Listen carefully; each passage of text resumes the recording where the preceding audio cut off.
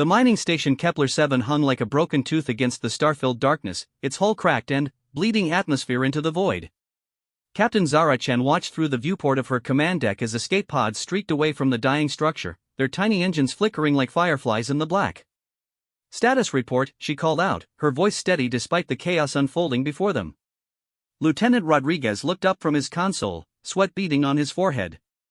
37 pods launched so far, Captain. But sensors show at least 200 personnel still trapped inside the station. The Kythera battlecruiser is maintaining position at 12,000 kilometers. They're not letting anyone else escape. Chen felt her jaw tighten. The Kythera Empire had struck without warning, as they always did. The mining station had been peaceful, defenseless, home to families and workers from a dozen different species. Now it was a war zone. "Communications, patch me through to the Kythera vessel." The main screen flickered to life, revealing the angular face of a Kythera commander. His blue-gray skin bore the ritual scars of his rank, and his 4 eyes glowed with cold satisfaction. "Human vessel," the alien spoke through the translator, his voice carrying the typical Kythera disdain. "You will withdraw immediately. This territory now belongs to the Empire. Any interference will be met with destruction." Chen stepped forward, her hands clasped behind her back. "Commander, this is Captain Zara Chen of the UES Thunderstrike. You're attacking a civilian mining facility. There are families aboard that station." The Kythera's mandibles clicked in what passed for laughter among his species. "Families of inferior beings. The galaxy has no need for such weakness. You humans especially should understand this. Your species barely escaped extinction yourselves." "That's exactly why we understand the value of every life," Chen replied. "Stand down and allow us to complete the evacuation." "Impossible. The mining platform contains resources vital to the Empire. We cannot allow contamination by fleeing vermin. You have 1 standard hour to withdraw, human. After that, we will complete our cleansing of the facility." The transmission cut off, leaving the bridge in tense silence. Rodriguez shook his head. "Captain, with respect, there's no way we can mount a rescue operation. The Thunderstrike is a heavy cruiser, but that Kythera ship outguns us 3-1. Their shields are stronger, their weapons more advanced. It would be suicide." Chen turned to study the tactical display. The Kythera vessel was indeed formidable, bristling with plasma cannons and quantum torpedoes. Its shields shimmered with energy that could deflect almost any known weapon. By every military calculation, Rodriguez was right. A direct assault would be hopeless. But humans had never been particularly good at accepting hopeless situations. "Ensign Park," she called to the young navigation officer. "What do you know about Kythera military doctrine?" Park looked surprised by the question. "Ma'am? I studied them at the academy. They're completely conventional in their tactics. Overwhelming firepower, frontal assault, total destruction of the enemy. They believe anything else is dishonorable." "And their ships?" "State of the art, Captain. Better than anything we have, honestly. Stronger hulls, more powerful weapons, superior shield technology." Chen nodded slowly, a plan beginning to form in her mind. "What they are, Ensign, is predictable." She turned to the communications officer. "Open a channel to the mining station. Emergency frequency." Static filled the channel before a panicked voice came through. "This is Station Chief Valdez. We've got hull breaches on 7 levels. Life support is failing in sections 4 through 9. We've got maybe 20 minutes before the whole thing comes apart. Chief, this is Captain Chen of the Thunderstrike. How many people are still aboard?" 237 souls, Captain. We've got families trapped in the residential sections. The blast doors sealed automatically when the attack started, but we can't get them open. The Kythera hit our main power grid." Chen closed her eyes for a moment, thinking. 237 people. Men, women, children from across the galaxy who had come to this remote station seeking honest work and a peaceful life. Now they faced death because the Kythera Empire wanted their resources. "Chief, I need you to listen carefully. We're going to get your people out, but I need you to help us. Can you access the station's industrial systems?" "Most of them, yes ma'am. But, Captain, respectfully, I don't see how you can help. That Kithra ship will blast you to pieces if you get close. Let me worry about that. Right now, I need you to start venting atmosphere from your cargo bays. All of it. Create as much gas and debris in space as possible around the station. There was a pause. Ma'am, that'll create a navigation hazard for any rescue ships. That's the idea. Also, I need you to overload your mining lasers. Not enough to cause an explosion, just enough to create interference with sensor readings. Captain, Rodriguez interrupted, what are you planning? Chen turned to face her bridge crew. She could see the doubt in their eyes, the fear. They were good people, brave people, but they knew the odds as well as she did. The Kithara ship could destroy the Thunderstrike with a single full salvo. The Kithara think they know humans, she said. They think we're weak because we care about civilian casualties. They think we're predictable because we usually fight by the rules. But what they don't understand is that when pushed far enough, humans don't just break the rules. We throw the entire rulebook out the window. She walked to the tactical display, pointing at the enemy vessel. That ship is more powerful than us in every measurable way. Their captain knows it, and he's confident we won't risk our lives for a bunch of civilians we've never met. He's wrong on both counts. Captain, Lieutenant Hayes spoke up from the weapons console, even if we could somehow get past their defenses, we'd never be able to dock with the station. Their ship would intercept us long before we could complete an evacuation. Who said anything about docking?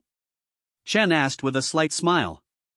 Rodriguez, plot a course that takes us behind that asteroid field to the station's port side. Park, I want you to calculate the exact trajectory needed for a high-speed approach run. Hayes, prep all torpedo tubes, but load them with sensor drones, not warheads. The crew exchanged glances but began carrying out their orders. Chen walked to her command chair, her mind racing through calculations and possibilities. Ma'am, Rodriguez said quietly, whatever you're planning, it's incredibly dangerous. The most dangerous thing we could do, Chen replied, is let 237 innocent people die because we were afraid to take a risk. 20 minutes later, the Thunderstrike emerged from behind the asteroid field like a predator stalking its prey. The ship's hull had been darkened, running silent with only minimal power signatures. On the main screen, the Kithara battlecruiser loomed massive and threatening.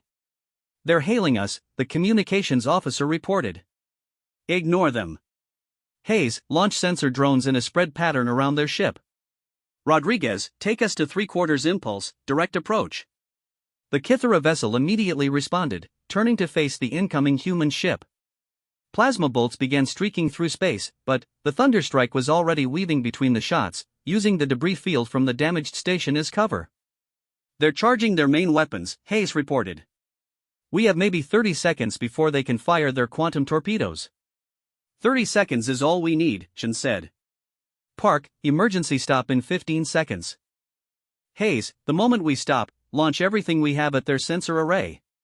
The Thunderstrike suddenly reversed engines, coming to a near-complete stop just as the Kithara ship fired its massive torpedoes. The weapons streaked past the human vessel, missing by mere kilometers. Now!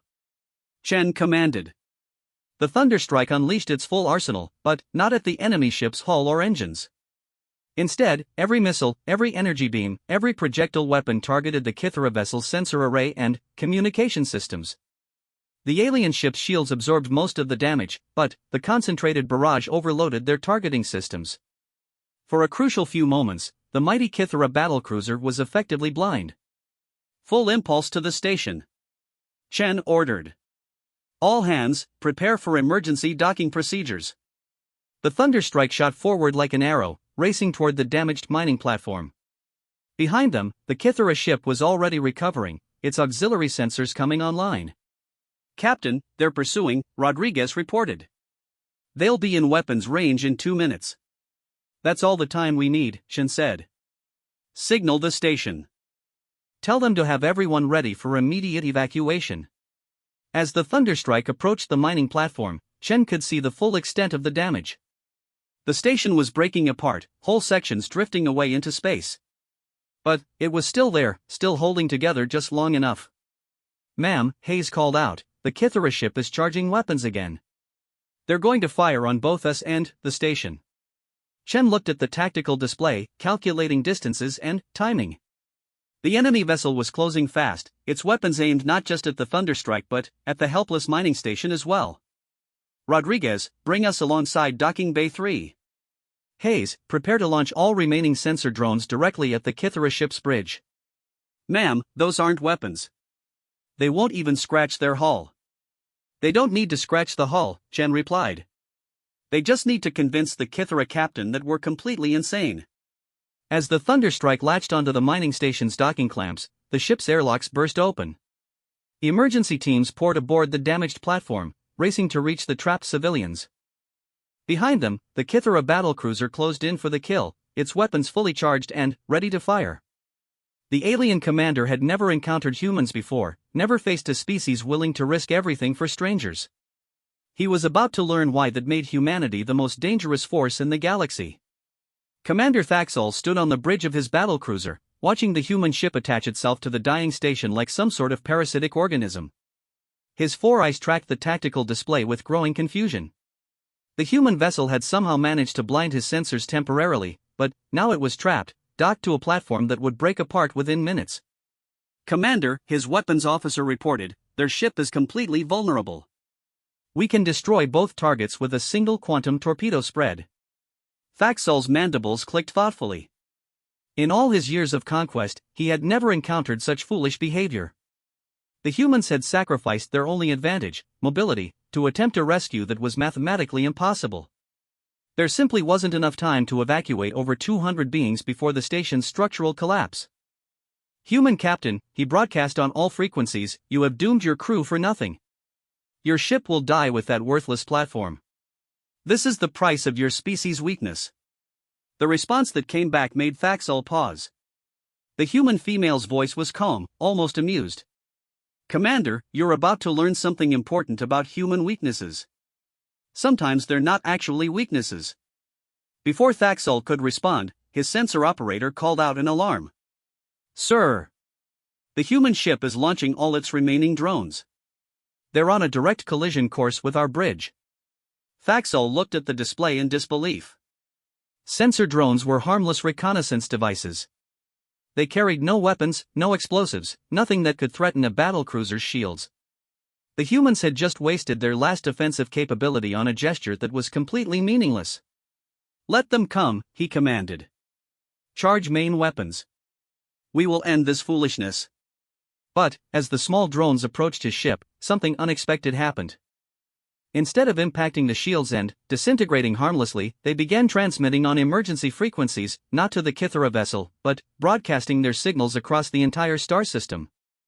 Thaxol's communication officer looked up from his station, confusion clear in his expression.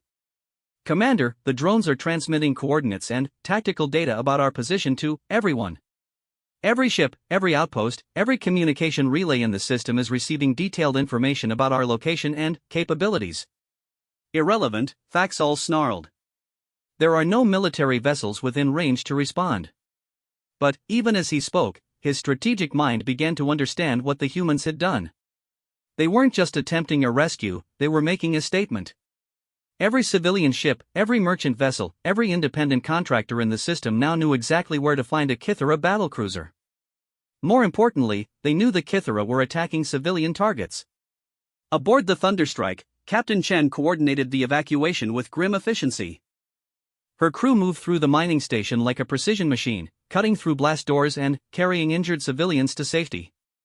Report, she called to Chief Petty Officer Williams as he emerged from the residential section with a family of 4. We've got 112 evacuated so far, Captain. But, the station's breaking apart faster than expected. We've got maybe 8 more minutes before the whole structure collapses. Chen nodded, watching the structural readouts on her portable display. The mining platform was held together by little more than hope and engineering stubbornness. Every few seconds, another support beam would snap, another section would drift away into space. What about the trapped sections? Teams 3 and 5 are cutting through to them now, ma'am. But, there are still 63 people sealed behind emergency bulkheads. The doors are fused shut from the Kythera weapons fire. Chen closed her eyes for a moment, calculating. 63 people trapped behind doors that would take at least 10 minutes to cut through. the station wouldn't last that long. Williams, get me Lieutenant Hayes on comms. Her weapons officer's voice crackled through the portable communicator. Hayes here, Captain. I need you to do something that's going to sound completely insane. I want you to use our main phaser array to cut through the station's hull. There was a long pause. Ma'am, we're docked to that station. If I fire our weapons while we're attached, the recoil could tear both ships apart. Not if you do it right. I need precision cuts, surgical strikes. Can you target specific sections without hitting the support beams? It's possible, but, Captain, one miscalculation and we'll kill everyone we're trying to save. Hayes, those people are dead anyway if we don't try. Do it. Chen switched channels to contact the stranded civilians directly. This is Captain Chen to all personnel in sealed sections. We're going to cut you out, but you need to get as far from the exterior walls as possible. Find the most interior location you can and take cover. The response came from a shaky voice, a young engineer by the sound of it. Captain, we understand. There are families here, children. Just, please be careful. I will, Chen promised, though she knew the truth. What she was about to attempt was beyond careful. It was desperate.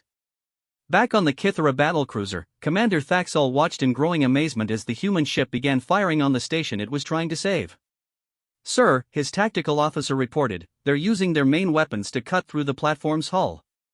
The precision is remarkable. Thaxol studied the display, watching as pencil-thin phaser beams carved through metal and composite materials with surgical accuracy. The humans were literally cutting holes in the dying station to reach trapped survivors. This is madness, he muttered. One mistake and they'll breach the life support systems of the very people they're trying to rescue. But it wasn't madness, he realized. It was something far more disturbing. It was controlled desperation, the kind of calculated risk-taking that came from a species that refused to accept impossible situations. As he watched, the first breach opened, and human rescue teams poured through the gap. Within minutes, they were carrying out survivors, families, children, elderly workers who had been trapped when the blast doors sealed. Sir, his weapons officer said quietly, should I fire? We can end this now. Thaxol hesitated. According to all military doctrine, he should destroy the human ship immediately. They were vulnerable, trapped, unable to defend themselves. It would be a clean victory for the Empire. But something about the situation troubled him. The humans had willingly put themselves at risk for civilians they had never met. They were using their own weapons to perform a rescue that should have been impossible. And, through their drones, they were broadcasting every moment of the battle across the star system. Commander, his communication officer interrupted, were receiving multiple transmissions from civilian vessels throughout the system. Merchant ships, passenger liners, even a medical transport. They're all demanding that we cease our attack on the mining station.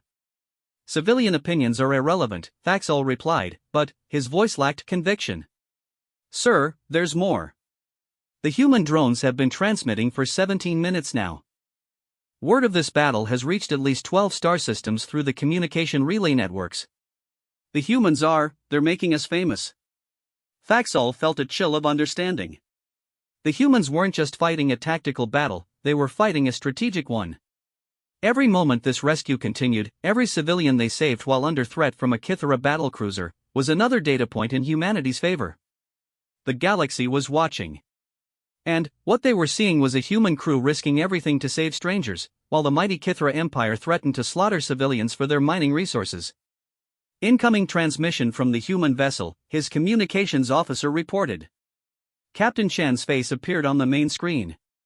Behind her, Thaxol could see injured civilians being carried through corridors, human crew members providing medical aid to alien families. Commander, she said calmly, you can destroy us anytime you want. Your ship is more powerful, your weapons superior. But, before you do, I want you to consider something. Thaxol said nothing, waiting.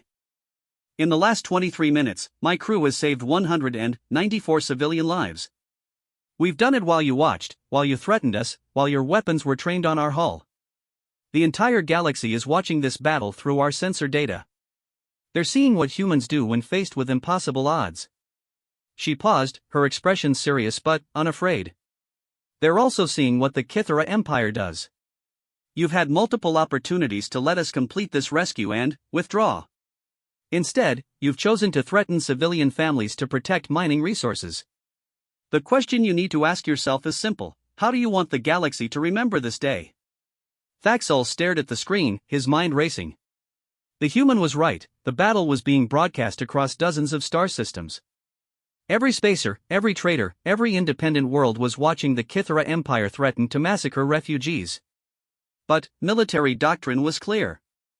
The Empire did not negotiate. It did not show mercy. It certainly did not allow inferior species to dictate terms. "Human captain," he said finally, "your words change nothing. You have 5 minutes to complete your evacuation. Then, I will destroy both vessels and claim this territory for the Empire." Shen nodded as if she had expected exactly that response. "I understand, Commander. But, I have one more thing to show you." The transmission shifted to an external view from the Thunderstrike's hull cameras. Thaxol could see the mining station more clearly now, and what he saw made his blood run cold. The human ship wasn't just docked to the platform. It had extended docking tunnels to 3 separate sections, creating multiple evacuation routes. More importantly, the humans had somehow managed to stabilize the station's structural collapse using their ship's own hull as a support beam. The Thunderstrike was literally holding the mining platform together with its own hull integrity. "As you can see," Shen continued, "we can't withdraw even if we wanted to. My ship is now the only thing preventing the complete collapse of this station. If you destroy us, the structural failure will kill every remaining civilian aboard." Thaxol realized with growing horror that the humans had maneuvered him into an impossible position. If he fired now, he would be directly responsible for murdering over 40 civilians who could have been saved. If he waited, the humans would complete their rescue and escape.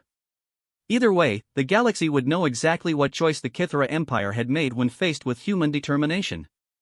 The tension on the Kithara bridge could be cut with a plasma blade. Commander Thaxol stood frozen before the tactical display, his 4 eyes fixed on the impossible situation the humans had created. His weapons officer waited for orders that didn't come, while his communication station buzzed with incoming messages from across the star system.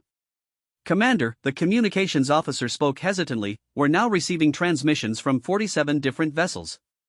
Several are requesting permission to approach and assist with the evacuation." Thaxol's mandibles clicked in frustration. The humans had done more than outmaneuver him tactically, they had transformed a simple military operation into a galactic spectacle. Every moment he delayed gave the human captain more time to save lives and broadcast their success to watching civilizations. "Sir," his tactical officer added quietly, "our long-range sensors are detecting 3 vessels changing course toward our position. A Centauri medical ship, an independent cargo hauler, and a vegan diplomatic courier." The vegan reference made Thaxol pause. The Vegan Confederation was one of the few powers in the galaxy that could challenge the Kithara Empire directly. If they were sending a diplomatic vessel to observe this confrontation, the implications were staggering. On the mining station, Captain Chen coordinated the final stages of evacuation with mechanical precision. Her crew had become a perfectly synchronized rescue machine, cutting through obstacles and carrying civilians to safety despite the growing structural instability. "Status report," she called to Lieutenant Rodriguez, who was monitoring the operation from the Thunderstrike's bridge. 223 evacuated and secured, Captain. 14 remaining in the sealed engineering section. Chief Williams is cutting through the final blast door now. Shen checked her chronometer. They had been docked for 31 minutes. The station's hull was fracturing around them, held together only by her ship's structural support. Every few seconds brought new stress warnings and emergency alerts. How long until complete structural failure? Engineering estimates 6 minutes, maybe 7 if we're lucky. Chen nodded, switching to the engineering team's channel. "Williams, how much longer?" The chief's voice came through crackling with static from the cutting torch. "Almost through, Captain. Maybe 90 seconds to breach the door, another minute to get everyone out. 3.5 minutes to save 14 lives." The mathematics were close, possibly too close, but Chen had learned long ago that mathematics didn't account for human stubbornness. "Keep cutting, Chief. We're not leaving anyone behind." Across the docking tunnel, in the mining station's emergency control center, Station Chief Valdez worked frantically to keep life support functioning for the remaining survivors. The Kithara attack had damaged most of his primary systems, leaving him with backup power and failing environmental controls. Captain Chen, he called over the comm system, I'm reading massive structural stress in Section 12. The support beam you're using to stabilize us is starting to buckle. Chen absorbed this information without changing expression. How long do we have? Hard to say. Could be 5 minutes, could be 5 seconds. This whole platform is held together by prayer and momentum at this point. From the Kithara ship, Commander Thaxol watched the human vessel's hull begin to deform under the stress of supporting the mining platform. Metal groaned and, bent as forces far beyond design specifications pushed against the Thunderstrike's superstructure. Their ship is taking critical damage, his engineering officer reported. Hull integrity is down to 60% and falling. If they maintain this position much longer, the structural failure could destroy both vessels. Thaxol found himself caught between disbelief and reluctant admiration. The humans were literally allowing their ship to be crushed in order to save civilian lives. It was tactical suicide of the highest order. Commander, his weapons officer said quietly, I could fire a precision shot at the docking clamps. It would force them to detach and save their ship. The suggestion hung in the air like poison. Thaxol understood the implications immediately. Such a shot would be seen as an act of mercy, preventing the human ship from destroying itself. But it would also guarantee the death of the 14 civilians still trapped on the station. No, he said finally. We will wait. His crew exchanged glances of surprise. Waiting was not standard Kithara doctrine. The Empire struck hard and fast, showing no mercy to enemies or civilians alike. But something about this situation defied conventional military thinking. Back on the mining station, Chief Petty Officer Williams finally breached the last blast door. Emergency lighting cast eerie shadows as he led his team into the sealed engineering section, finding the 14 remaining survivors huddled around a makeshift shelter built from supply crates. Everyone stay calm, Williams announced. We're here to get you out. Move quickly but carefully, the station is coming apart around us. Among the survivors was a family of 4, 2 adults and 2 children from the Rigelian colonies. The youngest child, a girl no more than 7 years old, looked up at Williams with wide, frightened eyes. Are we going to be safe? She asked in accented standard. Williams knelt down to her level, his expression gentle despite the urgency of their situation. You're going to be just fine, sweetheart. Captain Chen doesn't leave people behind. As the evacuation team began moving the survivors toward the exit, the station shuddered violently. Support beams snapped with sounds like gunshots, and emergency klaxons wailed through the corridors. Move, move, move. Williams shouted, urging the civilians toward the docking tunnel. On the Thunderstrike's bridge, alarms screamed as hull stress reached critical levels. Lieutenant Rodriguez watched the structural integrity readings drop into red zones he had never seen before. Captain, we're losing hull cohesion across 7 decks. If we don't detach in the next 2 minutes, we might not be able to detach at all. Chen's response was calm and decisive. How many people are still coming through the docking tunnel? 14, ma'am. Chief Williams reports they'll need 90 seconds to reach safety. Chen looked at the tactical display, calculating odds and possibilities. 90 seconds to save 14 lives. 2 minutes before her ship suffered potentially catastrophic damage. The mathematics were brutally simple. We wait, she said quietly. Rodriguez nodded without argument. He had served under Captain Chen for 3 years, and he understood something fundamental about her command philosophy. For humans, mathematics stopped mattering when lives were at stake. Commander Thaxol watched his sensor readings with growing amazement. The human ship's hull integrity had dropped to 45%. Metal fatigue was visible in the structural supports. The vessel was quite literally tearing itself apart to maintain its position. Sir, his communication officer reported, incoming transmission from the vegan diplomatic courier. They're requesting permission to observe this situation as neutral parties. Thaxol's blood chilled. Vegan observers were notorious for filing detailed reports with the Galactic Council. If the Confederation was paying attention to this confrontation, the political ramifications could extend far beyond military considerations. Commander, his tactical officer added, the human evacuation appears to be nearly complete. Our sensors show only 14 life signs remaining on the mining platform. 14 lives. In any other context, such a small number would be insignificant. But Faxol had watched the humans risk everything to save over 200 civilians. He knew they would die before abandoning these final 14. "Sir, should I prepare to fire?" Faxol stared at the tactical display, watching the countdown timer that marked the Thunderstrike's approaching structural failure. The humans had perhaps 90 seconds before their ship became unable to withdraw safely.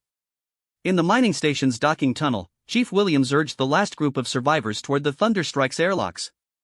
The Regelian family moved as quickly as they could, but the youngest child was struggling with the low gravity and unfamiliar environment.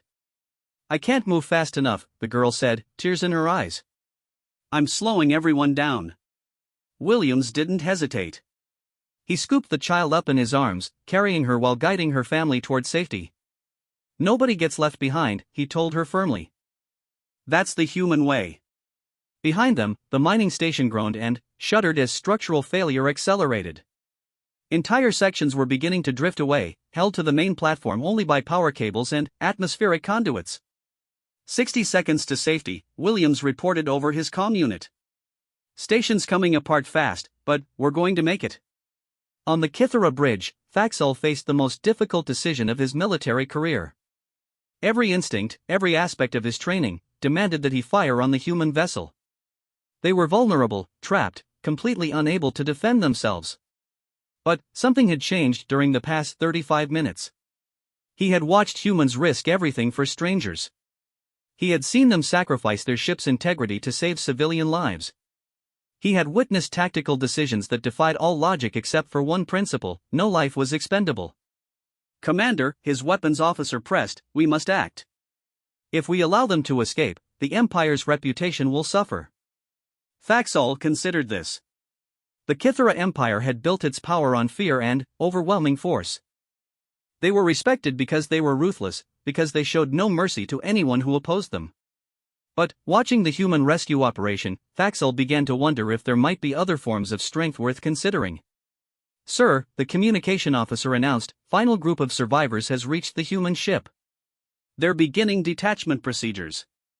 Faxol watched the Thunderstrike slowly, carefully withdraw from the mining station. The human ship's hull was severely damaged, its superstructure bent and twisted from the stress of supporting the platform. But they had done it. They had saved everyone. "Target the human vessel," he ordered finally. His crew moved to comply, charging weapons and locking targeting systems onto the retreating ship. The Thunderstrike was damaged, slow, unable to maneuver effectively. It would be an easy kill. But, as Faxol prepared to give the firing order, his communication station erupted with incoming transmissions. "Commander," the officer reported with obvious confusion, "we're receiving messages from everywhere. 47 civilian vessels, 3 military escorts, 2 diplomatic ships, and, sir, this is unprecedented. The messages are all the same. They're requesting that we allow the human ship safe passage." Faxol felt the weight of galactic attention pressing down on him. Dozens of ships, hundreds of crews, thousands of civilians across multiple star systems had watched this rescue operation. They had seen humans risk everything to save lives. And now they were all watching to see what the Kithara Empire would do to the heroes who had performed an impossible rescue. The bridge of the Thunderstrike was a chaos of damage reports and emergency systems as Captain Chen guided her wounded ship away from the collapsing mining station. Hull breaches had been sealed with emergency patches, and the superstructure groaned with every course correction. But they were alive, and, more importantly, all 237 civilians were safe. "Damage report," Chen called out as she settled into her command chair, which now sat at a slightly different angle due to the deck plating warping under stress. Lieutenant Rodriguez looked up from his console, his face grim but relieved. "Hull integrity is holding at 38%. We've lost primary structural support on 5 decks, and the warp core is offline. But life support is stable, and we're not losing any more atmosphere. What about our ability to defend ourselves? Shields are down to 12% effectiveness. We've got maybe 2 functional phaser arrays and no torpedo tubes. If the Kithara decide to finish us off." He didn't need to complete the sentence. Chen nodded, understanding their position perfectly. The Thunderstrike had sacrificed everything for the rescue operation.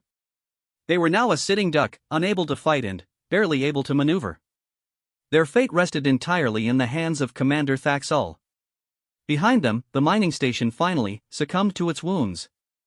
The platform broke apart in a silent explosion of debris and escaping atmosphere, scattering pieces across several thousand cubic kilometers of space. Without the Thunderstrike's support, the structure had lasted less than 2 minutes. On the Kithara battlecruiser, Commander Thaxol stared at his weapons display with his finger hovering over.